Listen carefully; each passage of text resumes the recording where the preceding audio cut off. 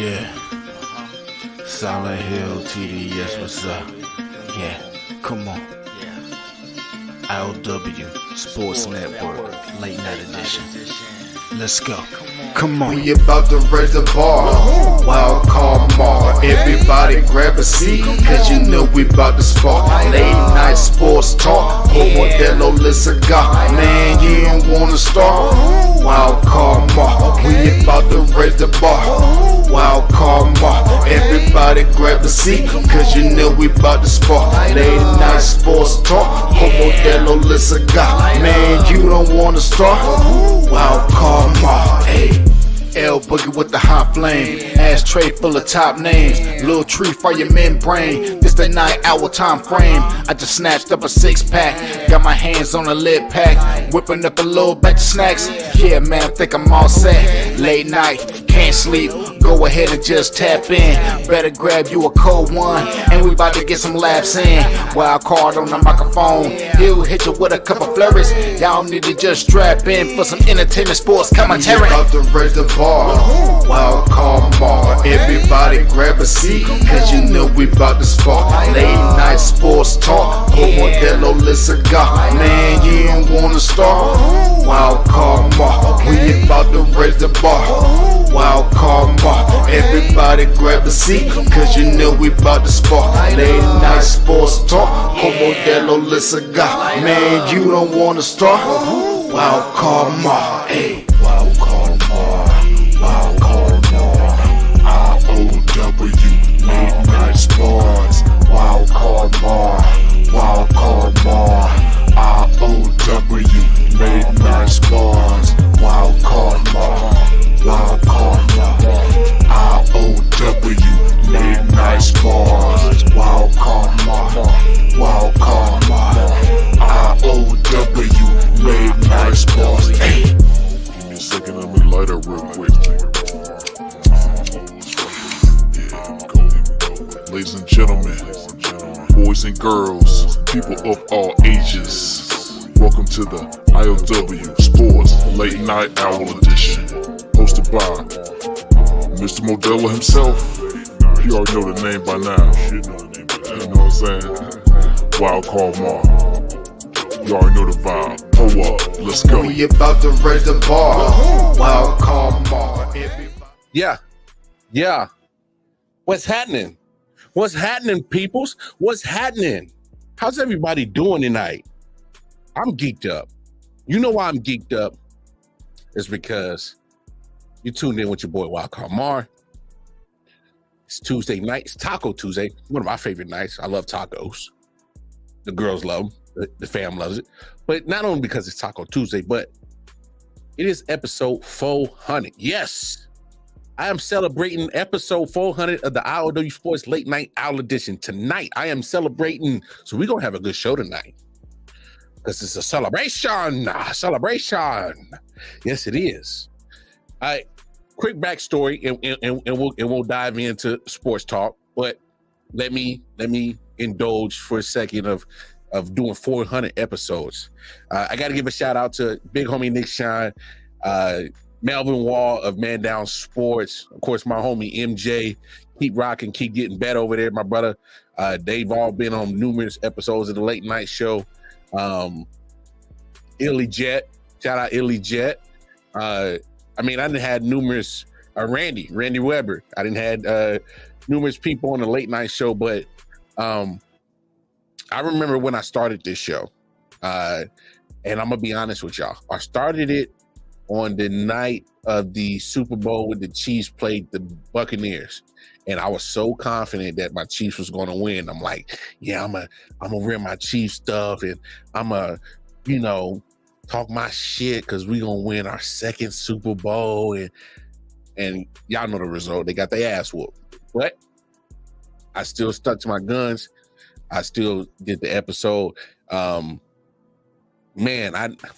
episodes, y'all. So I'm proud of that. I am happy about that, ecstatic about that. I'm gonna keep grinding. I'm gonna keep grinding for y'all, for real. I love what I do, and I'm gonna keep grinding.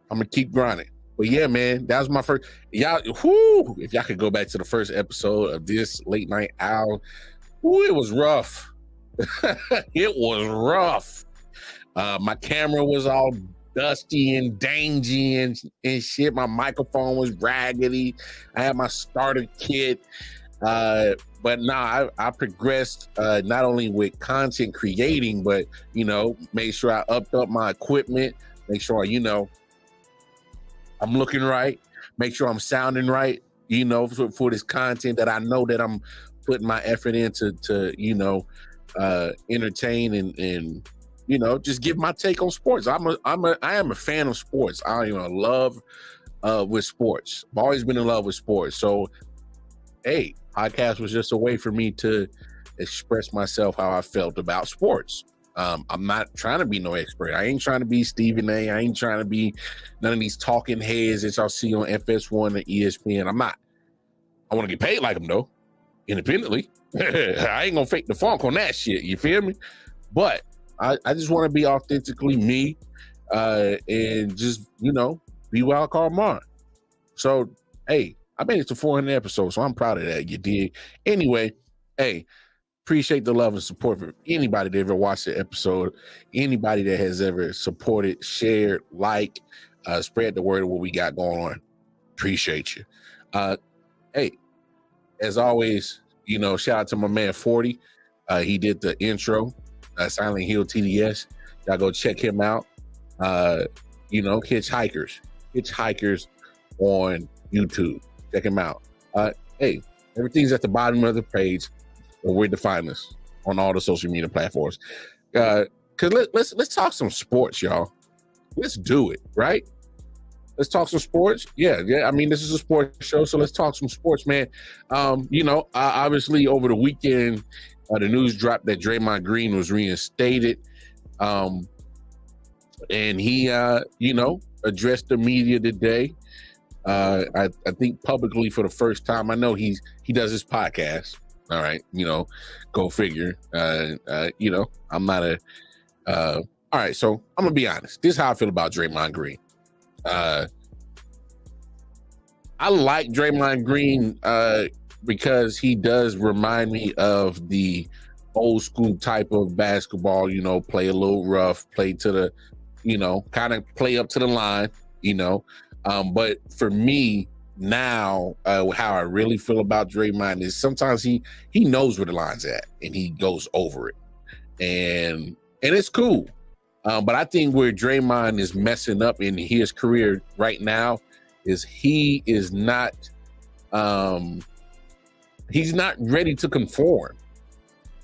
We got to be real as basketball and NBA fans on how Adam Silver wants this NBA. He's made it. If you listen to how he interviews, and when you know, especially he's on TNT and they ask him all these questions and stuff, and they be like, "Hey, man, you know, how you feel about this? How you feel about that?" And especially when it comes to the physicality of the NBA game, he's trying to make it less physical. And you know why he's trying to make it less physical? It's the same reason why the NFL pretty much, you know, makes it real hard for you to play defensive back in the NFL, because they want more scoring. All right. I mean, there's no coincidence to how things are getting reffed in the NBA and in the NFL now, where it's geared to have more offense. Because what? Defense wins championships, offense puts butts in seats, right?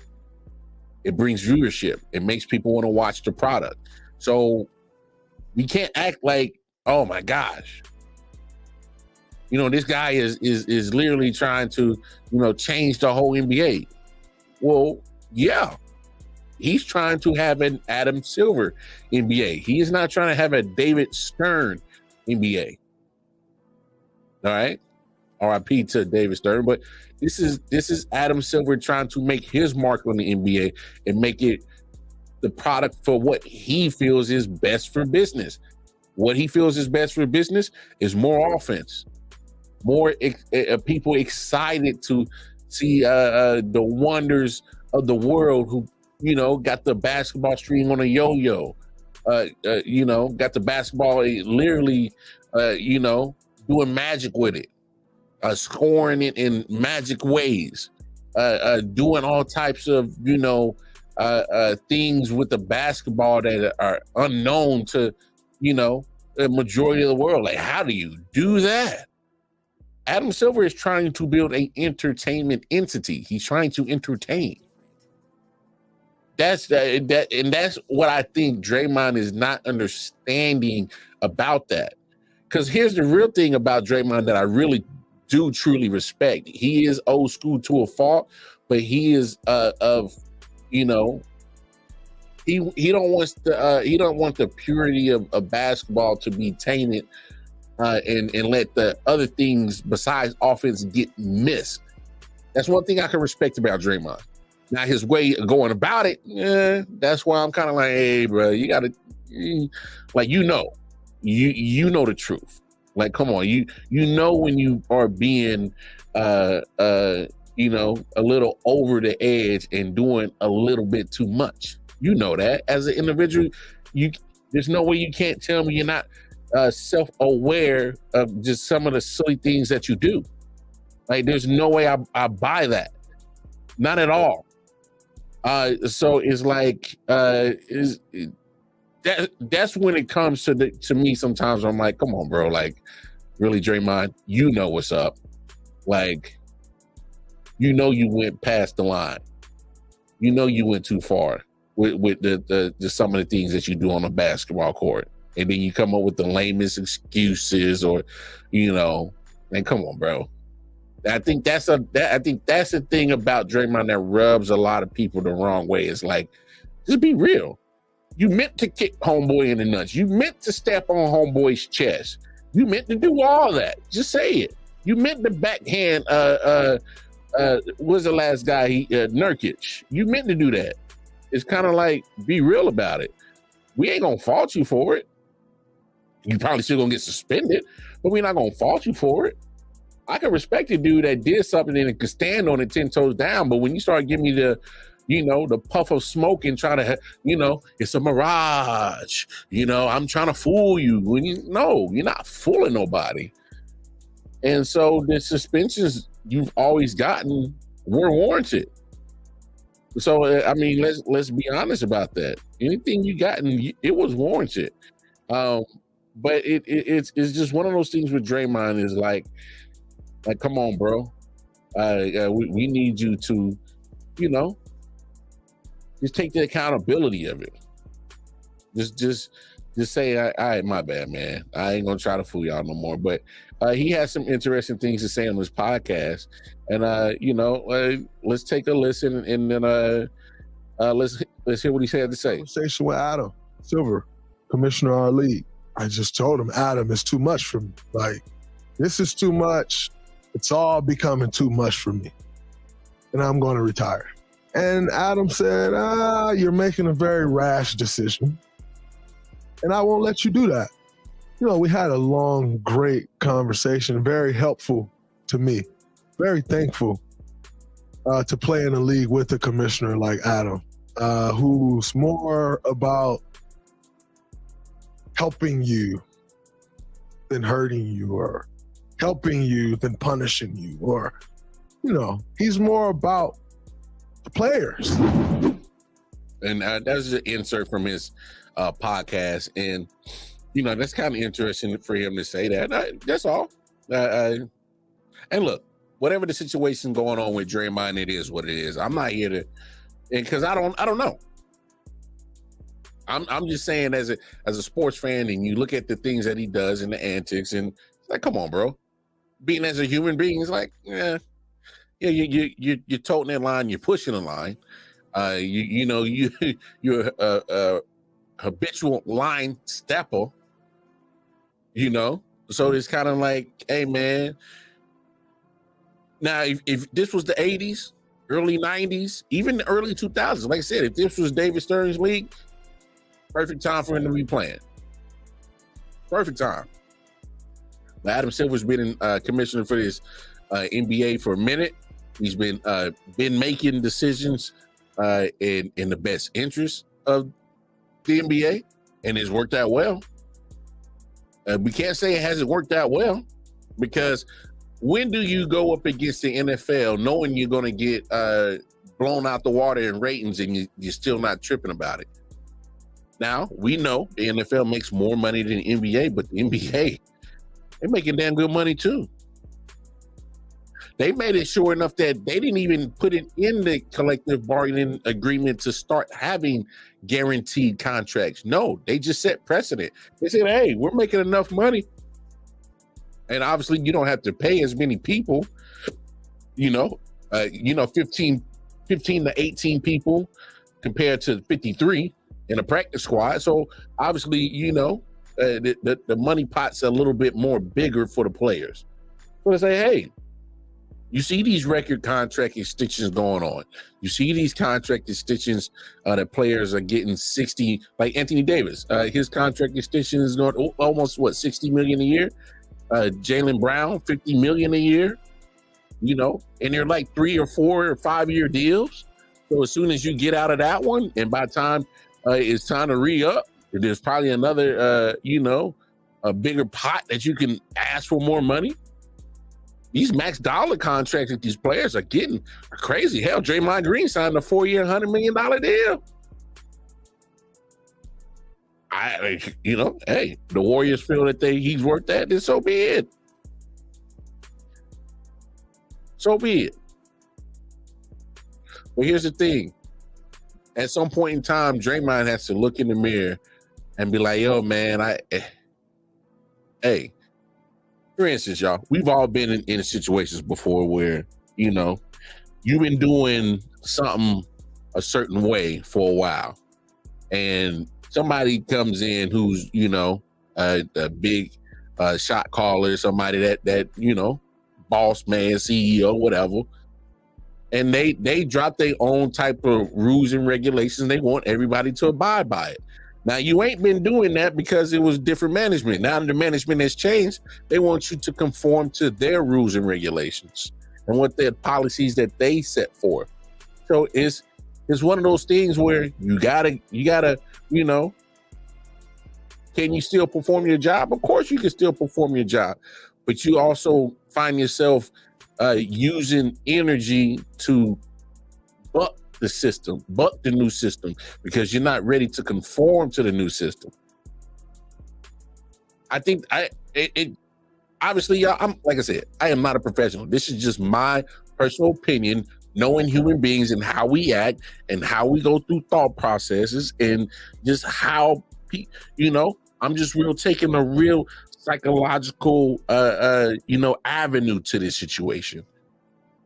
My man is literally, he's finally seeing the green light, or hey, maybe conforming to Adam Silver's NBA isn't such a bad thing. Maybe it's not a bad thing after all, because he's coming to me and he's talking me out of retirement. So he shows me that he cares. He's at least showing me that, hey, I must matter for something. So my thing is if you're getting that from Adam Silver, Draymond Green, then you should be more than able to be compliant with how the NBA is today. They're not gonna keep letting you get away with this physical stuff. And like I said before, he's not the only one with antics. There's some other guys in the league that be doing a little bit too much too. They low key habitual line steppers too. But Draymond is just the loudest one.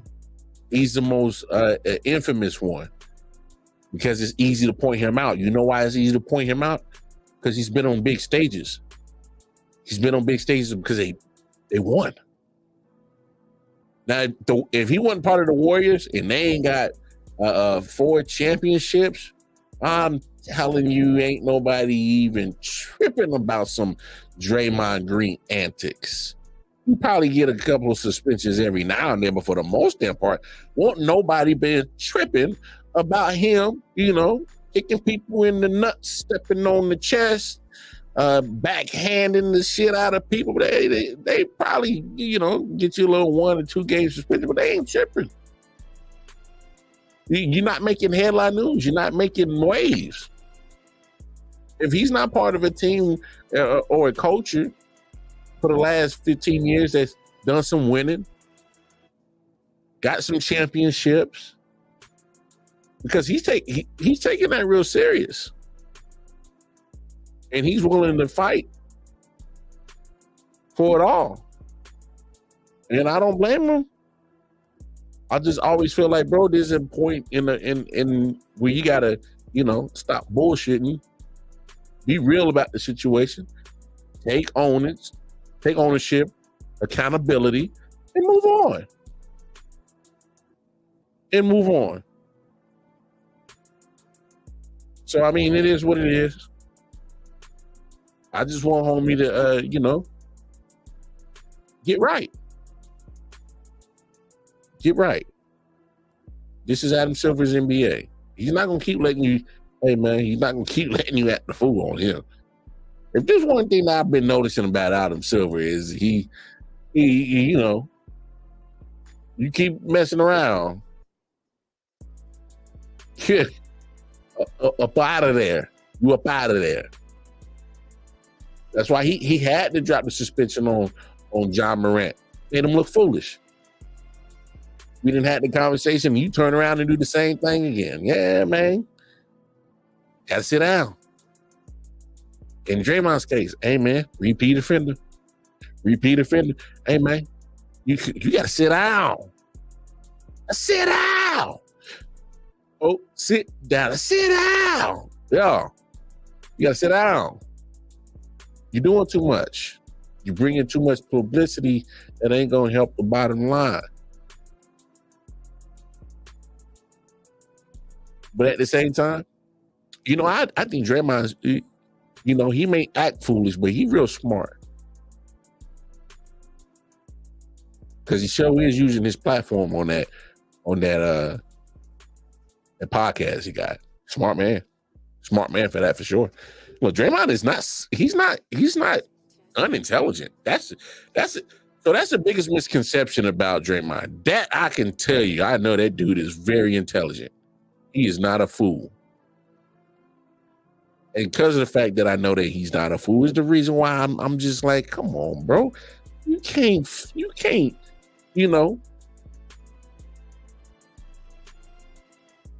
put a bow on a pile of shit and tell me it's chicken pot pie. No, bro. Pile of shit with a bow on it. So stop feeding me bullshit and just be real. And we can move on with the situation. So I mean, that's what it's come down for, at least for me, when it comes to Draymond Green is, hey man, you say you needed to get the help and whatnot. You change the outlook on what actually help means. Cool. By all means. Actions speak louder than words. That's all I'm saying.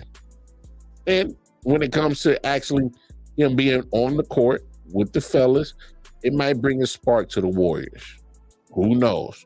I doubt it, because y'all too old. Y'all too old. Man, I've never seen a team that will hang on to not one guy, but multiple dudes on a roster out of loyalty, knowing good and damn well that, hey man, that gap that they used to have of being some of the best players, the joint getting smaller. Like, you still may be talented, but you are getting older, and you can't. I'm telling you, they can't.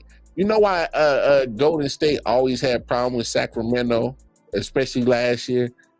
The young Bulls was not scared of Golden State. They played them tough. They was hustling like hell. And my thing is you see them take them to 7 games. Hey, we ain't playing with you. We trying to take your old ass head off. Them young Bulls ain't playing no more. So Warriors, hey man, at some point in time, you're going to have to make a decision. We can't keep holding on to these guys that won us the first championship in 2015. You know, we had to recruit KD, get 2 more.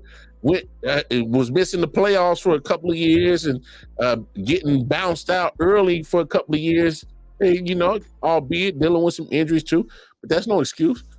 And then all of a sudden, boom, we got Bob Myers trying to, you know, bring in that new era of fresh blood. You get a championship with some of the young boys, and then you ship them off.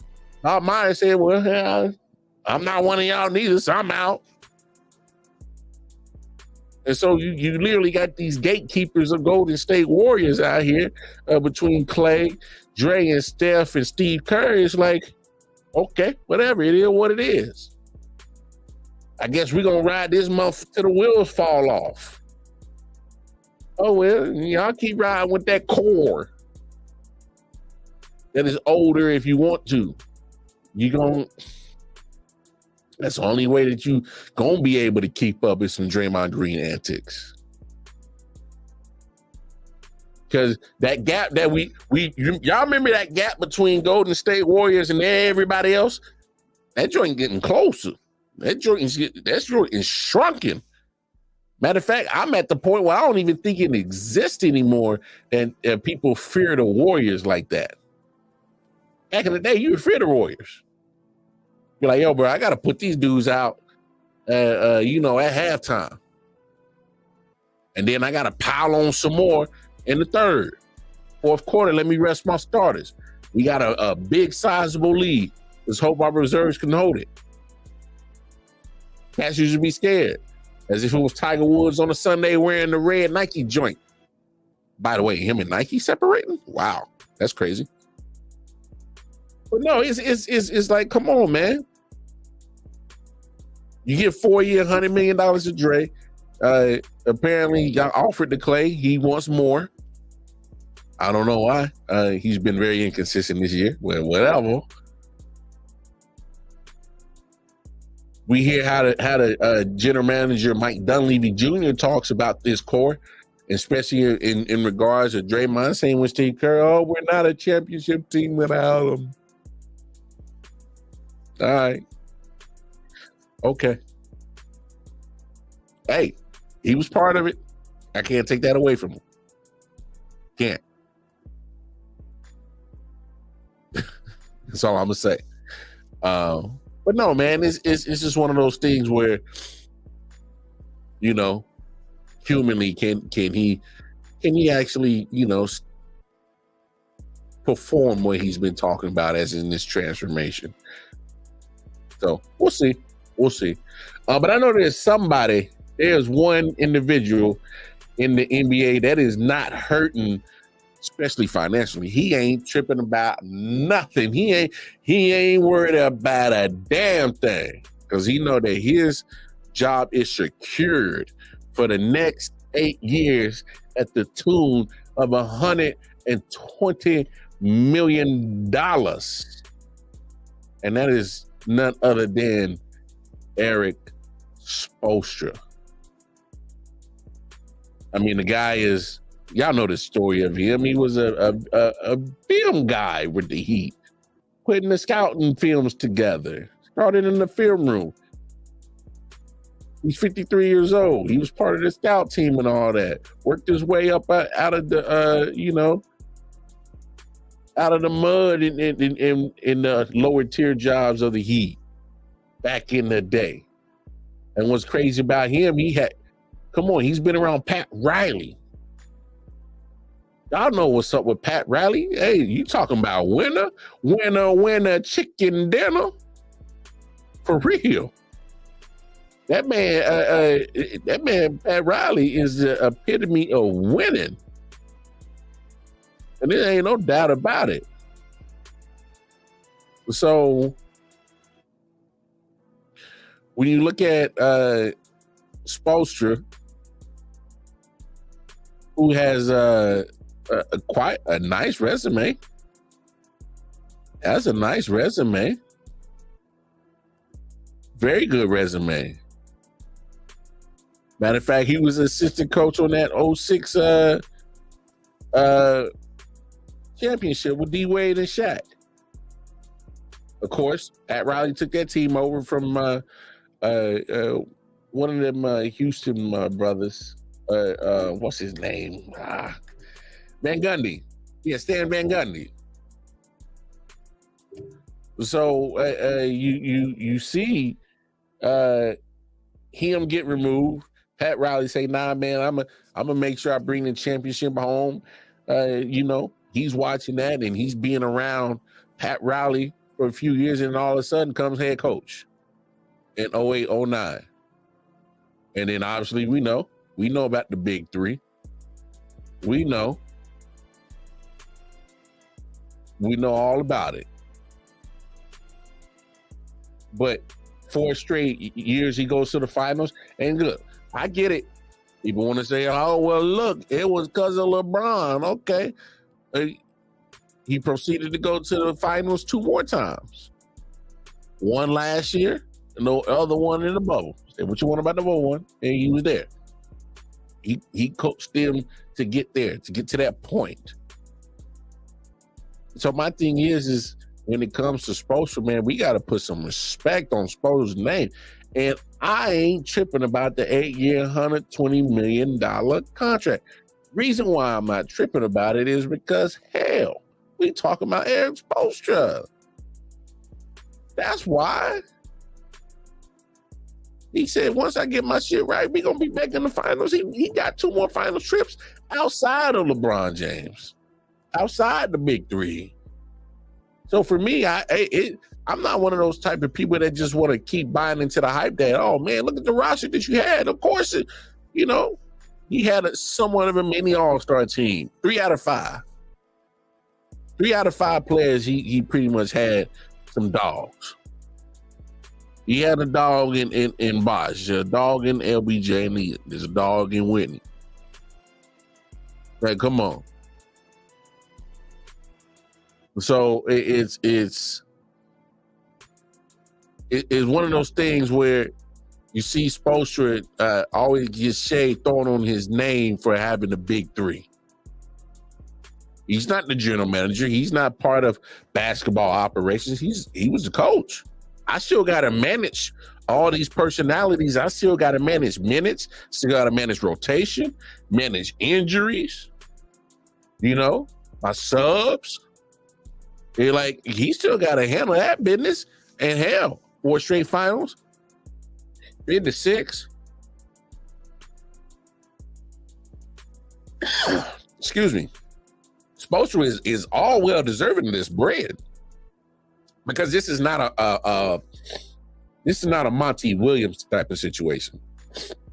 You say what you want. I love Monty Williams, but I did not understand the Detroit Pistons giving that type of bread out to a coach that's only made a finals appearance 1 time. That's it. It's not a jab at Monty Williams. There's facts are the facts. Anybody could go look this up. He ain't won nothing. What the hell kind of made it seem like it was in anybody's right mind to pay him that type of money? And then you can't even get your team right. They went on one of the longest losing streaks in NBA history. They just finally broke that damn thing. Let's not act like, it's like, come on. Spo. What's respect on that man's name, man? He deserved every last penny of this 8-year, $120 million deal. Jesus Christ. Woo. Good thing for him, he's 53. 8 years, he'll be 61, and he'll be hella rich. I tell you that. He'll be older, but he'll be hella rich. And he'll be well deserving of all of it. Every last coin, every last penny. Because the proof is in the pudding, the resume is there. That's just the fact of the matter is, Jack. That's just facts. But speaking of other coaches, let's flip this, dog. Let's flip this. Let's talk some NFL real quick. You feel me? And let's talk about, since we're talking about Spo in the NBA, it's right that we talk some NFL. Whew, I ain't seen this one coming, y'all. I did not see Mike Vrabel getting fired. I didn't. I did not see that coming at all. But I will say this: 4 out of 6 years, he had a winning season, a number 1 seed a couple of years ago. Obviously, we know about the his defense getting 8 and 9 sacks, and they still couldn't win. Burrow still got made some plays. Tannehill was, he was out there hoeing. He was being Santa Claus, giving up the gifts, interceptions like crazy. So yeah, we can't forget about that. And sure can't forget about that. That man was terrible. I get it. They made the comeback, but damn it, woo. One because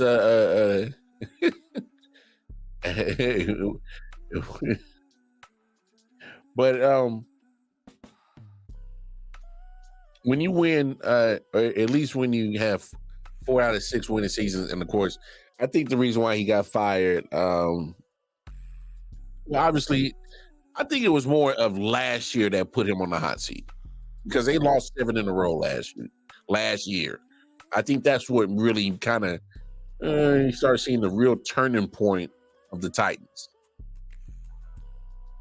So I don't even think his firing this year is a fault of this year. Obviously, 6-11 still ain't good. I think it was more of a, hey man, yeah. And let's really think about this. Well, let's also give Mike Vrabel some slack in this aspect. Only this aspect. The previous general manager, not the general manager that you're. I'm on tongue tie. Not the general manager that they have right now. And forgive me for not knowing your name, but the fact of the matter is you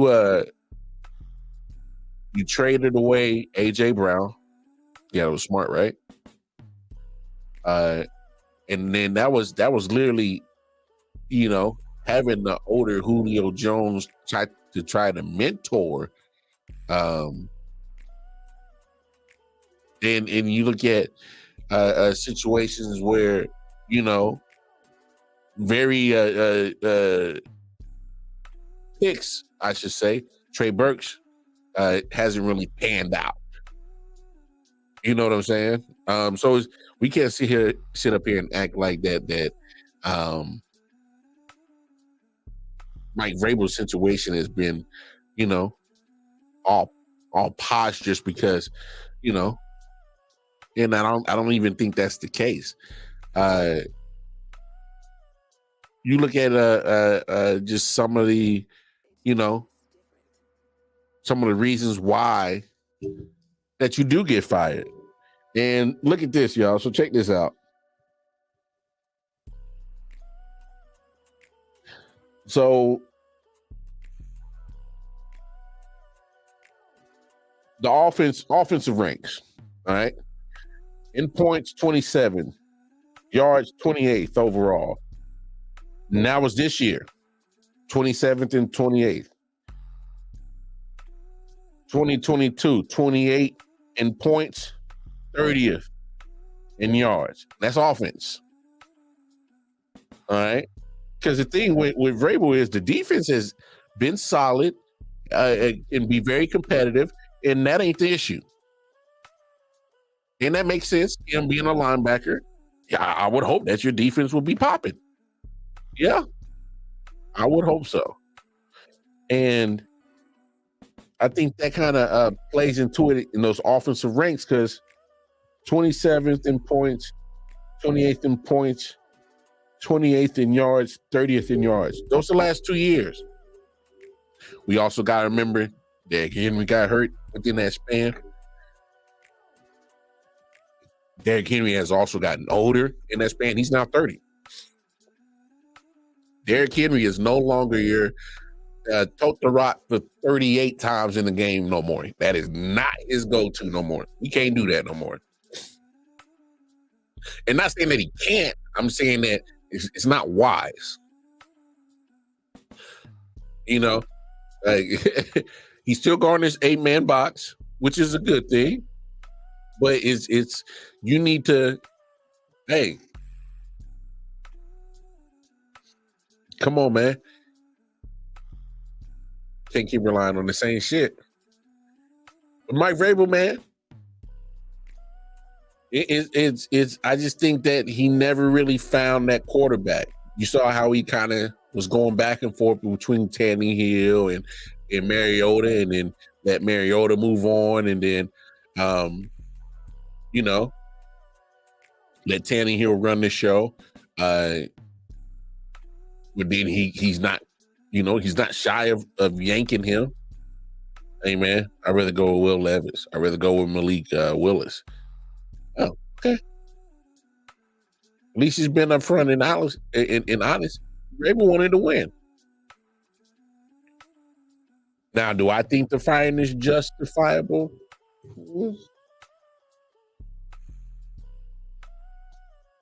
You know, I see some characteristics of what he does that can make it good, you know, team. Because he's gonna ride for you. He's been on that side of a player. He knows what's up. So I mean, it was a shock for me. The slight shock that Vrabel got fired. Just because I thought, like, come on, man, like, you know, for 6 years I've been here, I had John Nice for 4. You know, 4 is better than 2, right? I'm kidding, but it's just one of those things where you see sometimes certain people, how they treat you, and if they show that they care for you and they rock with you, they ride with you, you know, you want to do things for them too without questions asked. There's probably a few players that, hey, they ride for Mike Vrabel, but not everybody. Maybe not everybody's gonna ride with him. But I will say this: it's been some times where your general manager, and I'm not saying your current one, your previous general managers tried to screw you. I mean, so, hey, I'll tell you this: Mike Vrabel ain't gonna be out on that unemployment line for forever. He gonna get a job. This man is gonna get a job. What job fits Mike Vrabel well? I'm not sure. I'm really not sure. So I don't know where he goes from here. But whew, we'll see what happens.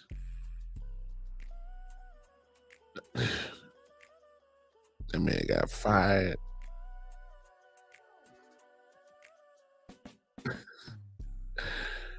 He told that man to pack his shit.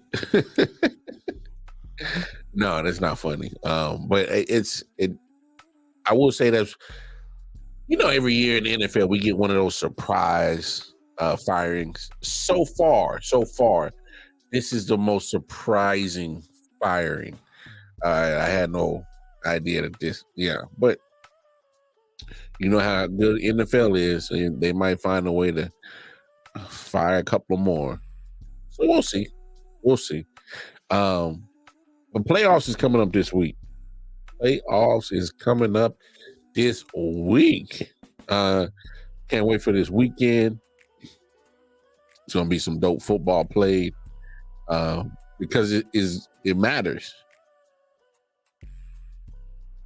It really does.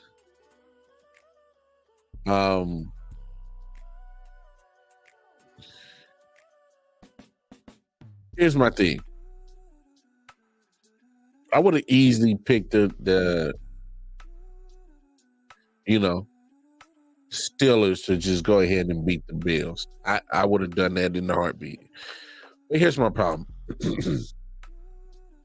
Going to be without TJ Watt. And oh my God, that's a loss. Huge loss.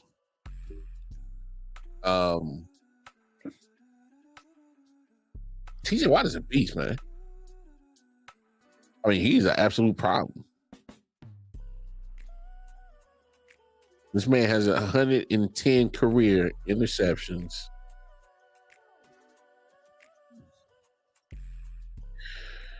I'm just sitting here looking at some stats, guys, and I'm just really here looking at TJ Watt with 19 sacks. And this man,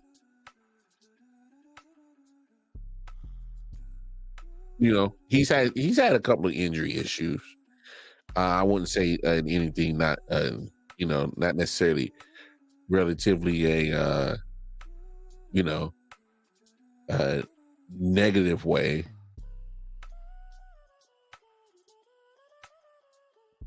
But I was surprised to find out how many sacks he got career-wise. He has 96 and a half sacks career-wise. He's only been in the league since 2017. I mean, this dude is TJ Watt, really? No TJ? There's no way that you can replace. Look, I'm all about, hey, next man up when it comes to about injuries. But we're talking about literally, hey, 3-time AP Defensive Player of the Year.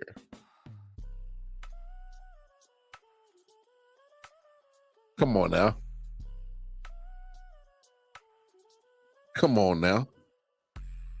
How you gonna replace that? How?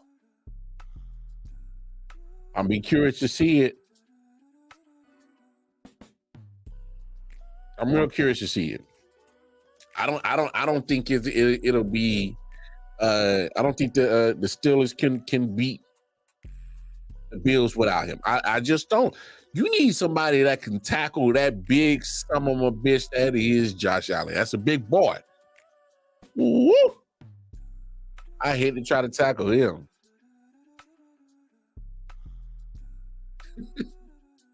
I hate to tackle that dude.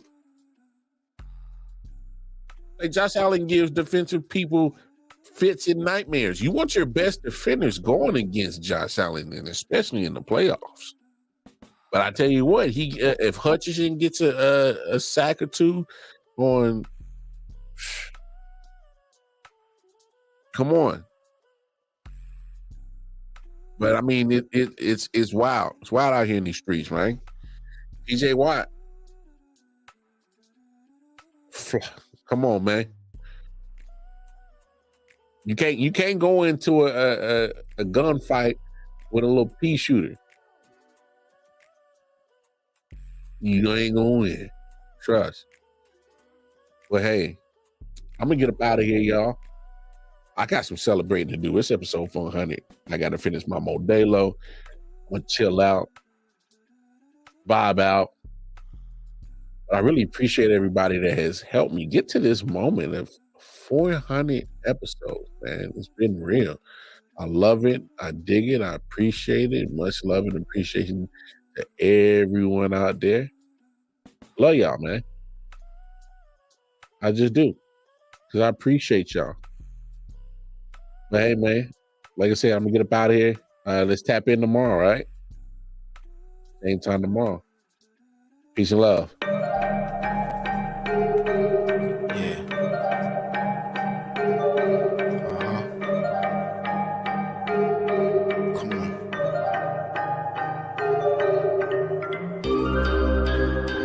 Silent Hill TD, yes. Hitchhikers.